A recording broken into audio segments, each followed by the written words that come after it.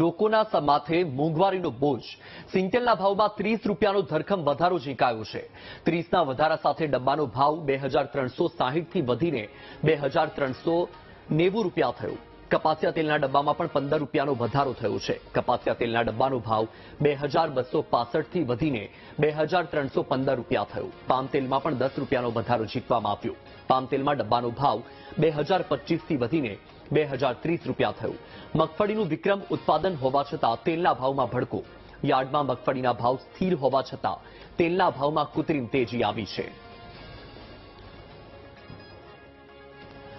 તો આપણે જણાવી દઈએ કે એક તરફ તહેવારોની સિઝન ચાલી રહી છે, જ્યાં એક તરફ ગણેશ ઉત્સવ, ત્યારબાદ હવે શ્રાદ્ધ પક્ષ શરૂ થશે, નવરાત્રી અને ત્યાર પછી દિવાળી, અને ખાદ્ય તેલના ભાવમાં વધારો ઝીંકવામાં આવ્યો છે. વધુ માહિતી મેળવીશું. સંવાદદાતા ભાવેશ ફોન લાઈન પર છે.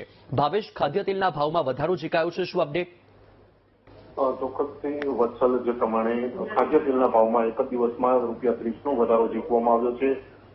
જ્યારે જે કપાસિયા અને પામ તેલના ભાવમાં પણ વધારો થયો છે. સિંગ તેલના ડબ્બે 30 રૂપિયા ભાવ વધતા હાલ સિંગ તેલનો જે ડબ્બાનો ભાવ છે ₹2340 ની સપાટીથી 2390 ની સપાટી ઉપર ટ્રેડ કરી રહ્યો છે. જ્યારે કપાસિયા તેલના ડબ્બાના 2265 થી લઈને 2315 સુધી જોવા મળી રહ્યા છે.